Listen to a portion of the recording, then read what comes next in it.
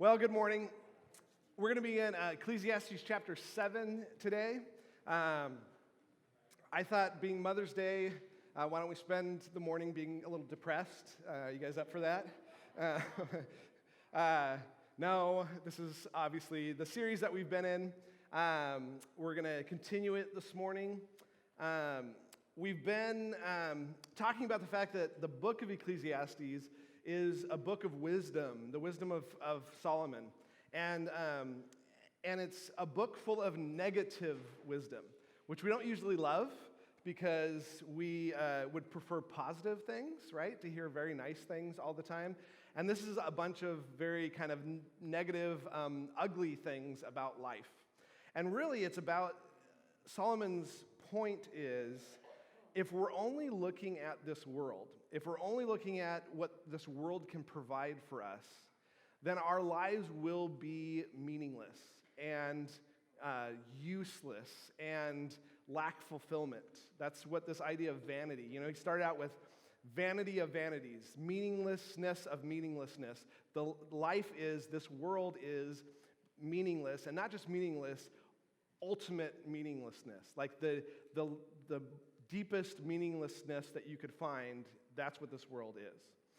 And he's trying to prove that to us. He's spent, so far, 7 or 8 chapters trying to prove this to us, trying to help us understand that if we put our hopes in this world, if we put our pursuit of meaning and fulfillment and purpose into this world, that we're going to end up finding our lives very unfulfilled and very meaningless and very purposeless.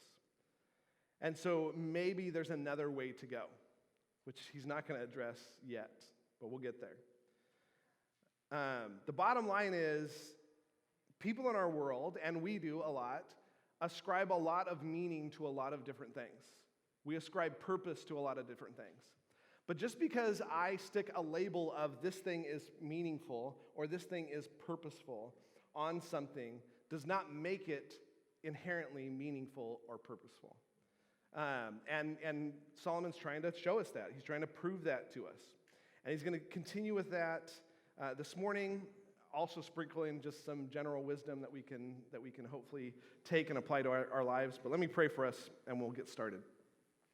Lord, just thank you again for the opportunity to be together once more, to be able to open up your word and understand this wisdom from this wisest man, that it's so easy to want to push away, so easy to want to ignore.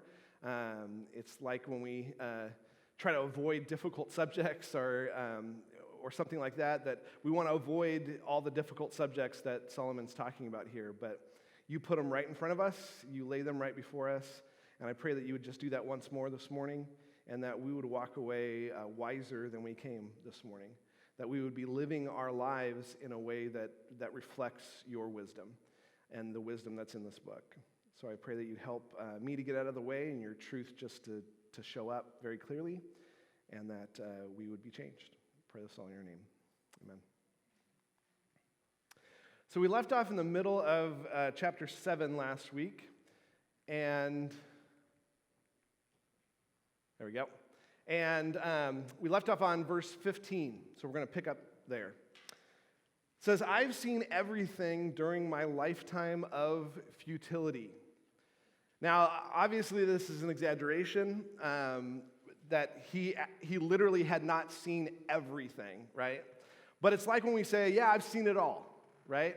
We're not actually literally saying we've seen everything that possibly can be seen, but he's seen enough to know the deal, right? To understand what's going on in the world. He's seen it all. And this is what he's seen. "There is a righteous man who perishes in his righteousness, and there is a wicked man who prolongs his life in wickedness. Do not be excessively righteous, and do not be overly wise. Why should you ruin yourself? Do not be excessively wicked, and do not be a fool. Why should you die before your time?" This seems like a very interesting statement, right? Don't be overly righteous. Don't be excessively righteous.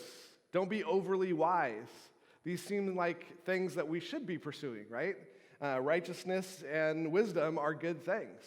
Now, we got to understand in the context of what he's talking about, he's not talking about New Testament like positional righteousness, right? Like our standing before God. He's talking more about like being a good guy, right? Being a good man. So he's like, don't be overly good. You'd go, that seems weird, right? I feel like I should try to be overly good. Or don't be overly wise. Again, we go, we should be overly wise. But he says, why should you ruin yourself? Right? Doesn't that seem funny? Like, why is he going, why is he saying that should somehow ruin us? Well, his point is this. In our minds, it seems fair that if a person does good things in life, that they would live longer, right? And it seems fair that if a person does bad in life, they do evil in life, that they should die younger, right? That seems like the fair thing. That a person who does good things in life should generally get good things out of life. And the one who does bad things in life should generally get bad things out of life. That seems like the wise thing, the right thing, the fair thing. And in their time, actually, this was very much an ethic in their time. Most people worked on the idea of retributive justice, which is the idea that good people got good things, bad people got bad things in their life. This is somewhat reflected in the idea of like karma that we have in our world, right? If you do good things, you're going to have good karma, which means good things are going to happen in your life. And if you do bad things, you're going to have bad karma, and you're going to have bad things in your life. But the reality is, those are fairy tales, right? Because we know, he's saying, I've seen people who are pretty good people, and bad things happen to them. And I've seen people who are evil, despicable people, and actually a lot of good things happen to them. This is not really the way life works. And I think we can see his wisdom here because we've witnessed it ourselves. Have you seen people in your life that are kind of scummy actually do well in life?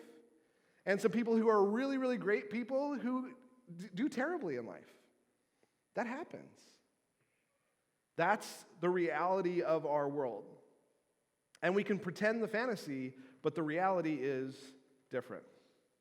So from Solomon's kind of practical mindset, he's like, it doesn't make any sense that bad things happen to good people and good things happen to bad people. So he's being practical by saying, don't spend your life trying to be overly good, because it's probably not going to help you out. But also don't spend your life being overly bad, because probably that's not going to work out for you either. You get his point?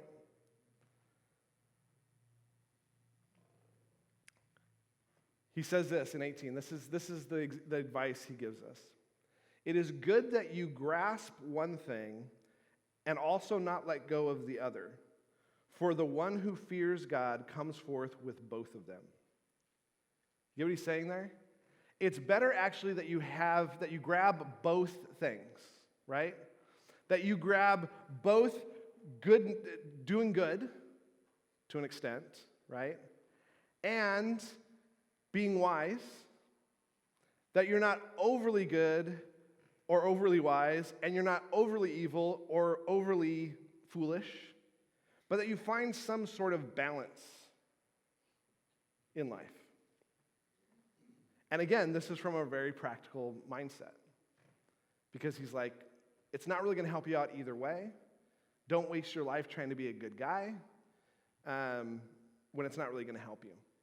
And again, from a very earthly perspective, you take Jesus out of the equation, you take salvation out of the equation, you take eternal things out of the equation, you take living for eternal things out of the equation. And if someone was like, hey, I'm an atheist and I don't really care about anything, but I want to figure out how to live a good life, I'd say, well, don't waste your life, trying to be the best person in the world, right? Because that might be a waste. Don't be the worst person in the world either. Just kind of find a good balance in your life. That's Solomon's advice. Look at verse 19. He says, wisdom strengthens a wise man more than 10 rulers who are in a city. Indeed, there is not a righteous man on earth who continually does good and who never sins. He wants to balance his statement that he already made, that probably makes us a little uncomfortable. And he says, wisdom is good. It's a good thing. You should pursue wisdom. It strengthens a wise man. More than 10 rulers. Keep in mind, at this time, rulers were people in charge, but they were strong, mighty men. Okay, these are not like the big, overweight kings that sat on thrones and let people feed grapes to them all day. That's not the rulers of their time. The rulers of their time were warrior kings. They were big, bad guys who people all respected and had to obey. So he said, we respect these guys. We think a lot of them, but it's actually better to have wisdom than to be 10 of those guys. And he says, doing right is good, but nobody's perfect, right? There's no one who continually does good and who never sins. No matter how hard one tries, no one will ever reach perfection. These are things that we understand.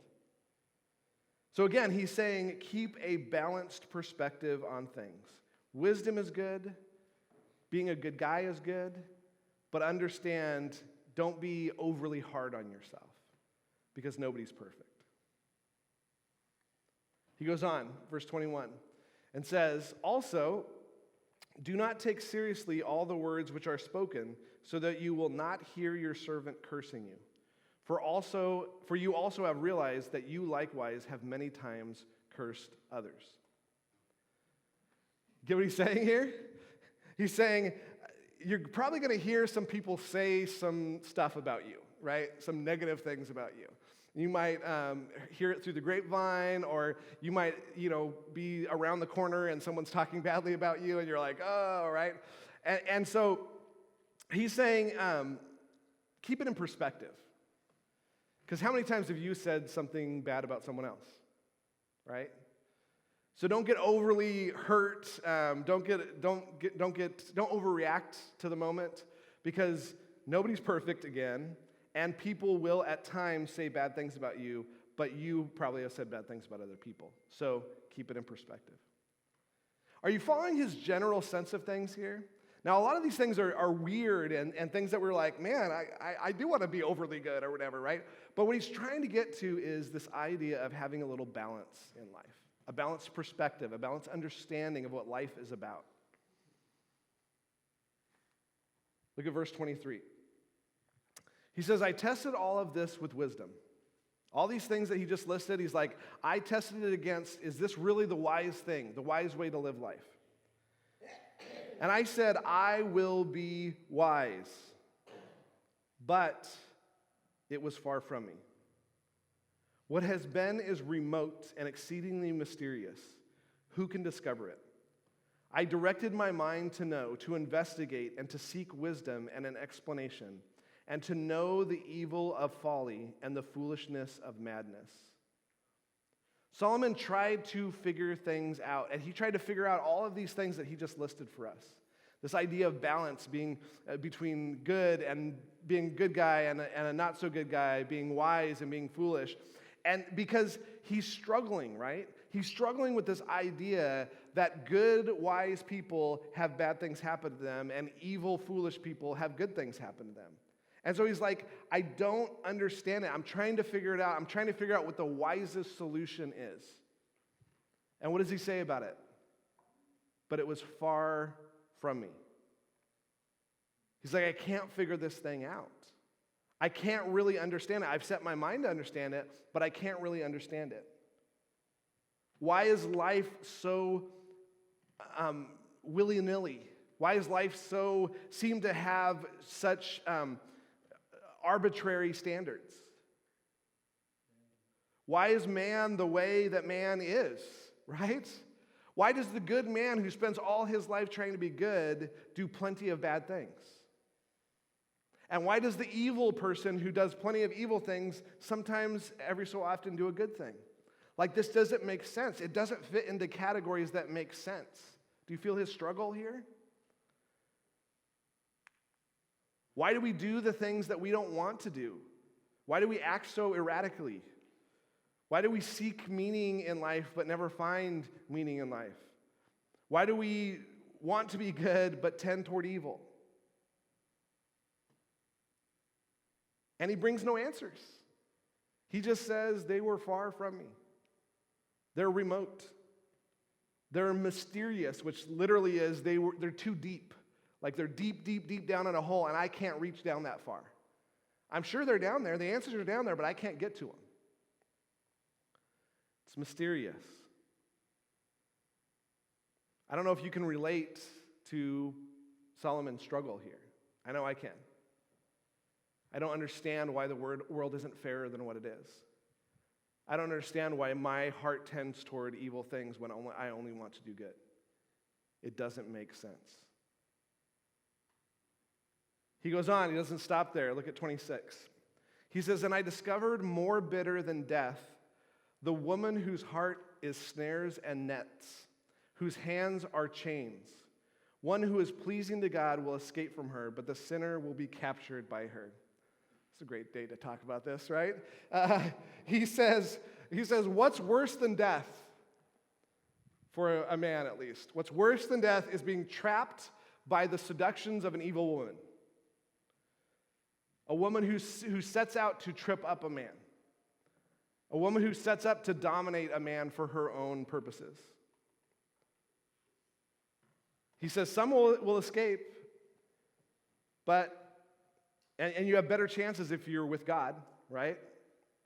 If you're trying to please God, you'll hopefully avoid the snares of a woman who's trying to trip you up. But he basically says most won't make it.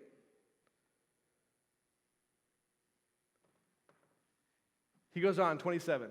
He's going to wrap it in here. It's going to make a little bit of sense. He says, "Behold, I've discovered this," says the preacher, "adding one thing to another to find an explanation, which I am still seeking but have not found. I have found one man among 1,000, but have not found a woman among all these. Behold, I have found only this, that God made men upright, but they have sought out many devices." He says, I've been trying to calculate this. I've been trying to figure it out. I've been crunching the numbers on all of this information I just gave you. And I've come up with nothing. Or maybe a little bit, but really not much. He says, in fact, I'm still searching for an answer. I've looked around and I've tried to see if there's anyone who's got this life figured out yet. And he uses this illustration, which sounds a little bit misogynistic when you read it, but it's not at all what he was getting at. He wasn't trying to say men are better than women. So when you read that part, I don't know if that stuck with you. But he was basically saying this. I looked at one group of people, men, and maybe there's 1 in 1,000. I don't know, something like that, right? It's a crazy number, this number that he's giving. 1 in 1,000 maybe that have life figured out. And no women have figured this thing out, right? I know, it sounds a little misogynistic, right? His point is this: nobody has a clue what they're doing. Nobody has a clue how to live this life. Nobody has a clue what is the problem with the nature of man and why men and women, humans, choose the things that they choose.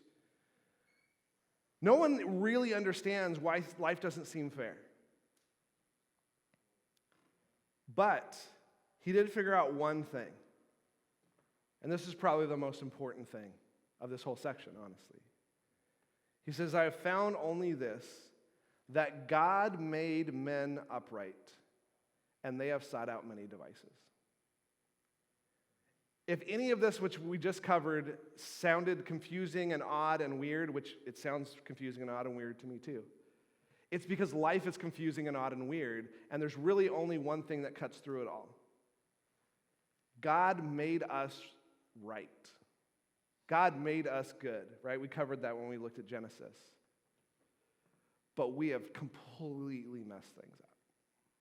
And so this world doesn't make any sense, not because it shouldn't make sense, it was intended to make sense, But this world doesn't make any sense because we have made a complete mess out of it, to the point where it is a knot that it cannot be untangled.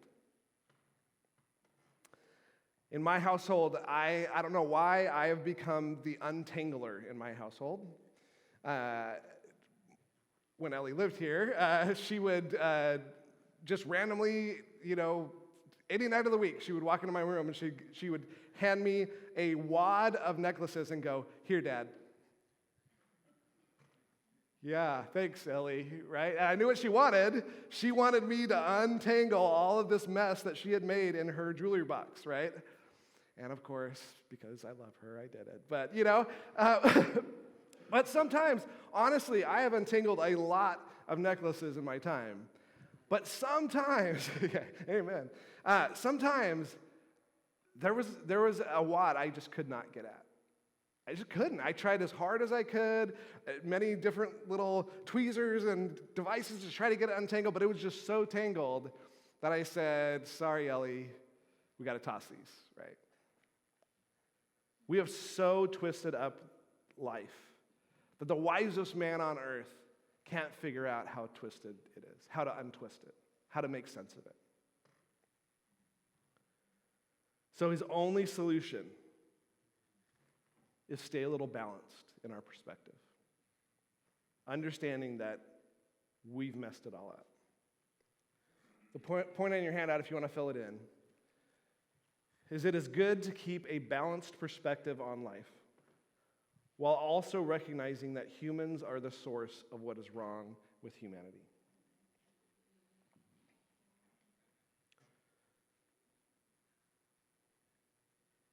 And I would add to that, in our 21st century thinking, that means humans are not the solution to our problem.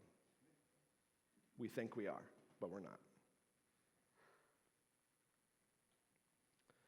All right, let's look at the next little bit here. Starting in chapter 8, verse 1. Who is like the wise man, and who knows the interpretation of a matter? A man's wisdom illumines him and causes his stern face to beam. Once again, he's hitting on the fact that wisdom is generally a good thing. It's wise people help figure things out. Wise people know how to live life the best way you can live life. And so the more wise you are, the better you can navigate life. It's a good thing. And with that in mind, here's some wisdom. Verse 2. He says, I say, keep the command of the king because of the oath before God. Do not be in a hurry to leave him. Do not join in an evil matter, for he will do whatever he pleases. Since the word of the king is authoritative, who will say to him, what are you doing? In Solomon's time, kings ruled with absolute power. There was no exception to that. The only way to remove a king from power was to take his life, which happened frequently. But kings ruled absolutely. Their power was never checked. Their power was unequivocally the way that their people had to live life. And so he says, because that is true, and at least in Israel, this was God-given power, right? These kings were anointed by God. Whatever they say goes. And so, if they say jump, what should you do? You should jump. What'd you say, Mike? Ask how high. That's right. Right? You do it. Now, if the king says jump and you go, I don't know. Not really feeling that right now. How's that going to go for you? Not very good. This is the epitome of a no-win situation. There is no way to win in that situation. So, look at verse 5. Sorry, I didn't have 4 up there, my bad. So, he who keeps a royal command experiences no trouble, for a wise heart knows the proper time and procedure. For there is a proper time and a procedure for every delight, though a man's trouble is heavy upon him. So, you do what the king says, a royal command, you should be fine. You will not experience trouble. If you decide to do what you want, Trouble's coming for you. Good luck. So the wise heart just says, hey, you know what? Do what the king says. Now, in our modern form of government, we do not have absolute power, thankfully. That's a good thing. We don't have anyone who's in absolute power in our society. But we have a form of government. We have legal codes that are to be lived by. And basically, generally in life, law-abiders avoid jail time for the most part, right? Taxpayers avoid audits and fines, right? That's generally how things work. Now, of course, there's exceptions to that, but those exceptions prove the rule. That generally, if you do what our government asks you to do, things will go well for you, generally, right? So the wisdom here that he's trying to employ us with is that knowing the proper time and the proper place to do certain things is a good thing, right? Like you'll have time in his time when you had kings and things, the people would have time to make themselves happy, right? To do whatever that they wanted. Although generally trouble is more often a reality for man than good things. That's why he adds that little statement at the end. But generally you'll have a chance to be happy in life. But it is unwise to choose to do whatever you want anytime you want to do it. Now, we like that idea, but that's not the wisest way. That's a foolish way to live life. Let me give you an example here. This is Buckingham Palace, right? You got some guys guarding the gate there, and the gate is wide open. Now, you might be standing there at Buckingham Palace and thinking, man, you know what? I think it'd be really fun to run through that gate right now. Right? But you're going to quickly find that you're going to encounter this guy, right? With his automatic machine gun and his bayonet affixed at the top. Things are not going to go well for you. That might sound fun, but it's not going to be fun. It's not going to end up good. So don't do that. Be smart. I don't know if you've ever been into a courtroom before. I've been in a few times. But there is something about being in a courtroom that makes you sober up a little bit, right? Because there's a certain level of decorum that is expected in that room, and you know that the judge has the power to address the situation if the decorum isn't kept, right? So it's wise when you're in a courtroom to probably shush up and do what you're supposed to do, and listen when you're supposed to listen, and speak when you're supposed to speak, and do what you're supposed to do. That is the wise way to do things. Now, have there been plenty of foolish people in the world who have tried to, in a courtroom setting, do things that they're not supposed to do? Sure they have. Did not go well for them. Some of those people ended up in contempt of court, right? In jail. So be wise. That's his point. Be wise. Do the things that you're supposed to do in the proper time. Because those kind of actions will have consequences for you. All right, verse 7. If no one knows what will happen, who can tell him when it will happen? No man has authority to restrain the wind with the wind, or authority over the day of death. And there is no discharge in the time of war. Evil will not deliver those who practice it. All this I have seen and applied my mind to every deed that has been done under the sun, wherein a man has exercised authority over another man to his hurt. He starts with the fact that no one can tell you what's going to happen tomorrow. In fact, he's made a similar statement many times so far in Ecclesiastes. Many might claim that they can tell you what's going to happen tomorrow. You know, they'll either by supernatural powers saying, yeah, I can, predict, show me your palm and I'll predict what's going to happen in your life or whatever. Or you can be some sort of a prognosticator who claims to know, the next big economic trend on the stock market, or who's going to win the next election. I think we learned that from 2016, right? That they're not very smart at that kind of stuff. But it's foolish to say that you can predict what's going to happen tomorrow, or next week, or next month, or next year, or listen to someone who thinks they know that. It's as foolish as, and he gives some examples here, it's foolish as saying I can turn the wind off and on at will. Can anybody do that? No, can't do that. It's as foolish as saying, I have control over the date of your natural death. Now, I might have control over the date of your unnatural death, right? But I don't have any control over the date of your natural death. And if I tell you I do, I'm lying to you, right? And this one would have made more sense in his time, but a soldier can't just decide to leave the army in the middle of a battle. I mean, that's still true today, right? We call that desertion. And what's the penalty for desertion? What's that? Yeah, POW. Well, death on the battlefield, right? You cannot abandon a battlefield situation. You can't do that. You can't say, I'm out, I'm good. This is getting a little too hairy for me in here, I'm just going to take off, right? Can't do that. It's that foolish to say we can know what's going to happen tomorrow. And the reason for it is, and this is his point, we don't have that kind of authority. Humans don't have that. There is someone who does have authority, but it is not us.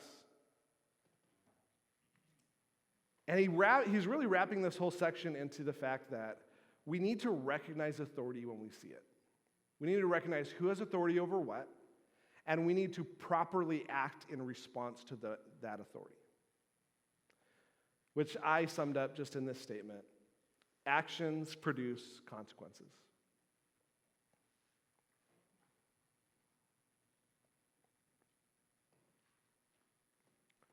Especially when it comes to authority.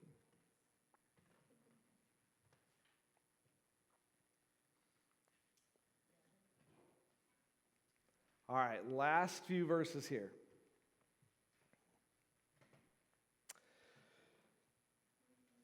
He says,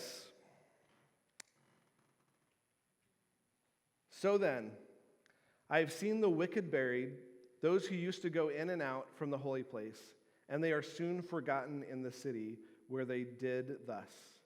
This too is futility. This too is meaningless. At this point, we might be thinking, okay, if we have to respond properly to authority, because authority is always going to kind of get their way, then if someone is evil and foolish, they're going to get what's coming to them because the authorities are going to take care of that, right? And that right action will be rewarded by the authorities, right? If you do the right thing before the king, you should be rewarded for that. That wise actions will always work out to their intended end. Seems like the way it should be. But now he brings a case study before us here of another situation. He says there's a guy who's done some bad stuff. That person dies, and they're honorably buried. And not only that, but while they lived, they were allowed to go in and out of the holy place, which is the temple. They were allowed to go in and out of the temple. And then after they die, all the bad stuff that they did, people forget about it. And his question here is, why do the wicked get to go on living just like everyone else? Right? Shouldn't bad things happen to bad people?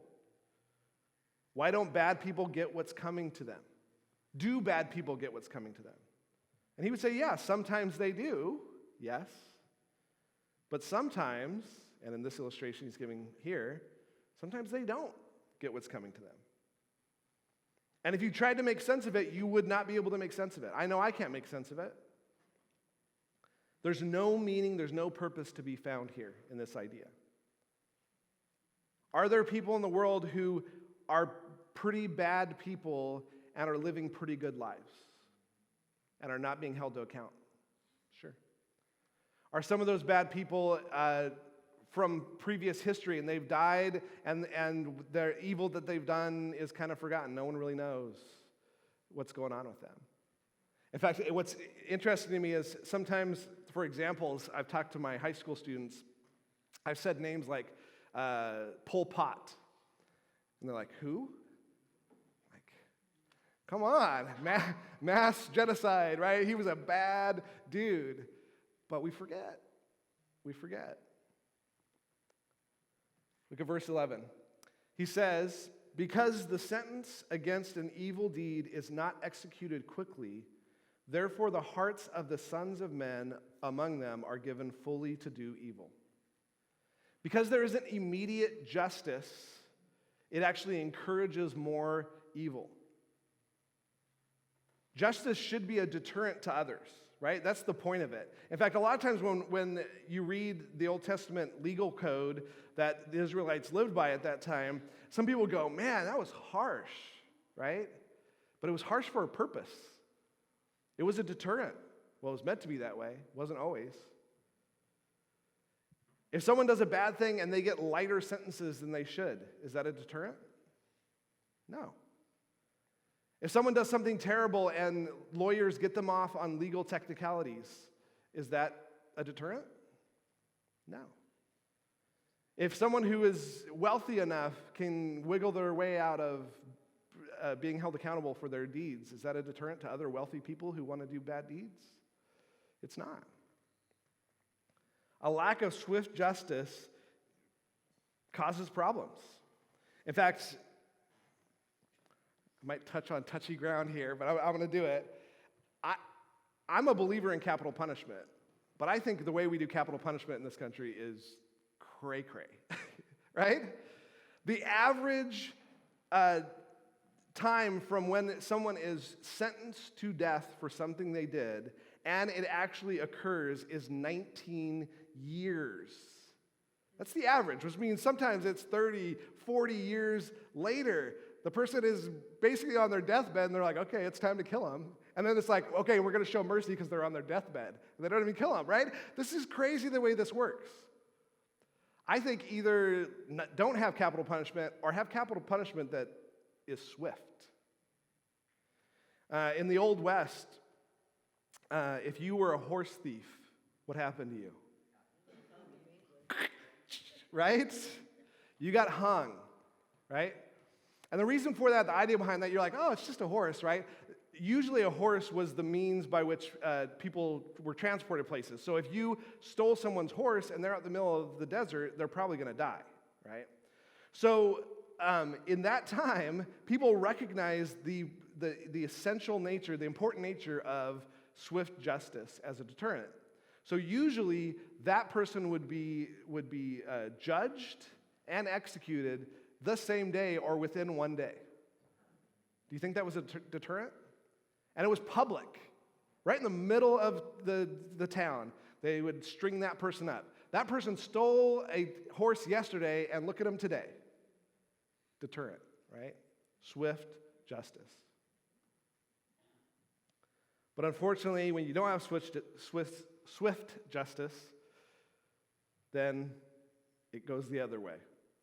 It actually encourages evil behavior. And people get off. Look at verse 12. It says, although a sinner does evil 100 times and may lengthen his life, still I know that it will be well for those who fear God, who fear him openly. Because it will not be well for the evil man, and he will not lengthen his days like a shadow, because he does not fear God. He says, even knowing all of this, even understanding that things are not fair in this world, that a lot of times there isn't swift justice to evil deeds, recognizing that bad guys can still get away with stuff, they can still enjoy the fruits of their crimes. In fact, when I think about this, I think of this guy. Anybody know who this guy is? Pablo Escobar. Okay, this was a Colombian drug lord. During his time, he was one of the richest men in the world. He is the wealthiest criminal ever. In his time, he had $30 billion in cocaine trade. And that's like $65 billion in today's money. But this guy had at least, because they can't track everybody, at least 4,000 people murdered. And many of those he did himself. Police officers, judges, politicians, all in Colombia. Not to mention all the people who died from cocaine overdoses from his product, right? He brought an estimated of 70 to 80 tons of cocaine a month into the U.S. 70 to 80 tons of cocaine. And this guy controlled Colombia for years. He wasn't elected, but he controlled Colombia. Because if you cross him, you die. That's why many judges died and political people in Colombia died, is because they crossed him. And the crazy thing is, this guy was loved by the Colombian people. Loved. Because he would take a lot of his money and he would fund programs for the poor. And he would build soccer stadiums in communities. When he died, 25,000 people came to his funeral to honor him. This guy's despicable, right? And he lived a life of luxury and fame, and he died with great honor. And we look at that and go, wow, how does this happen? Well, the balanced side of this, which is what Solomon's trying to bring us here, is even with stories like this, still better to follow God. Because evil generally catches up with you, which is what happened. 1993, he was shot and killed by a special police group that killed him.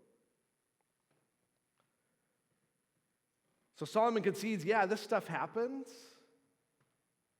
but it's still better, generally better in life, to respect God and his ways. But there's no guarantees because this life is crazy. Verse 14. It says, there is futility which is done on the earth. That is, there are righteous men to whom it happens according to the deeds of the wicked.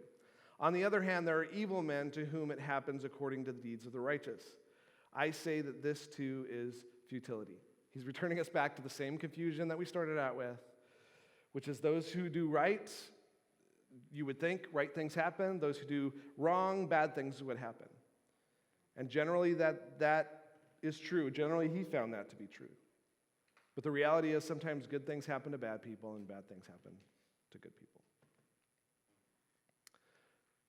So, with that in mind, verse 15, I commended pleasure, for there is nothing good for a man under the sun except to eat and to drink and to be merry.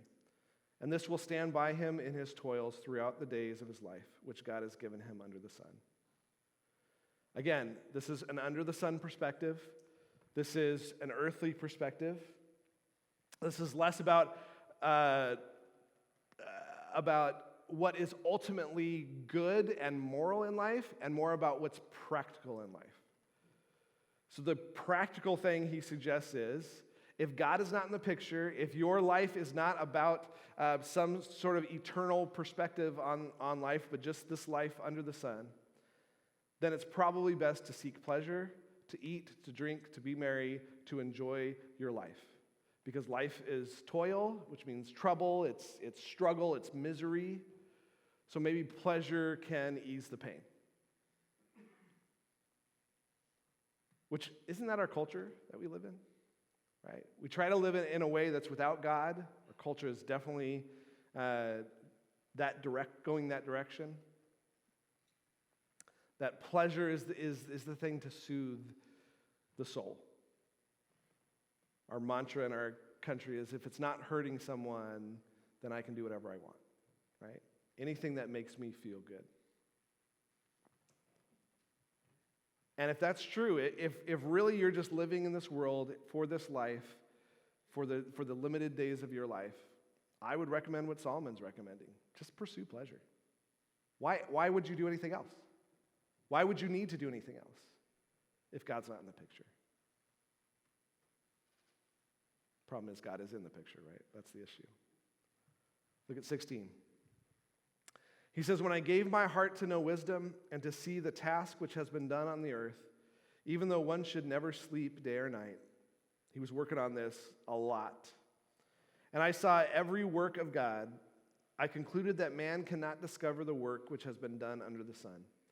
Even though man should seek laboriously, he will not discover.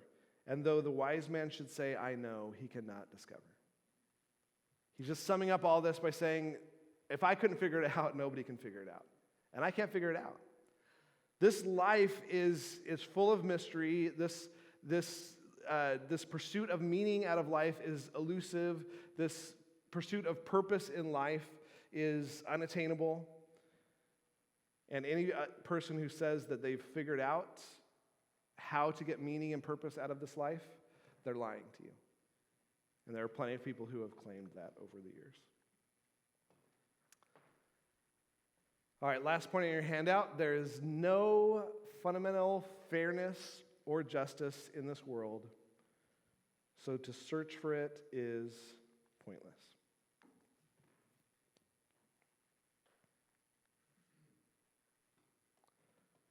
To find meaning in it is pointless.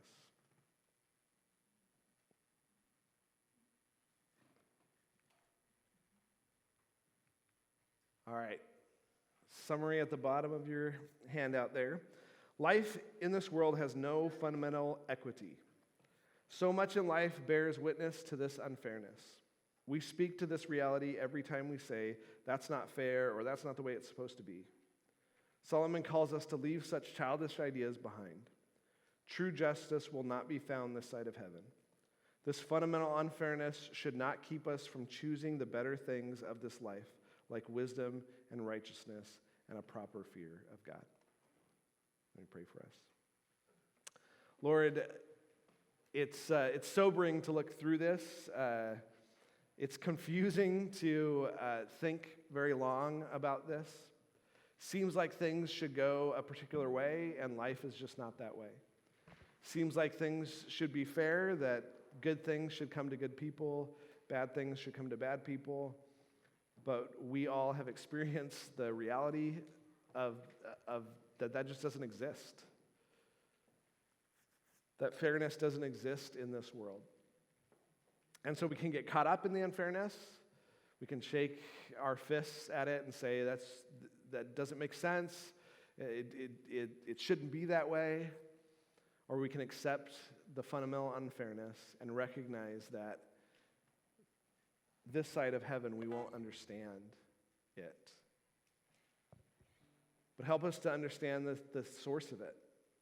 Even though we can't figure it all out and get it all, lined out and understandable for us in a way that brings meaning and purpose to the idea of fairness, that we can recognize that the unfairness comes from us.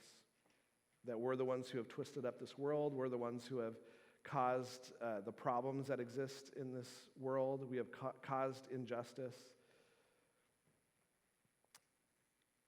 And so instead, we need to kind of set that aside and just pursue life in you.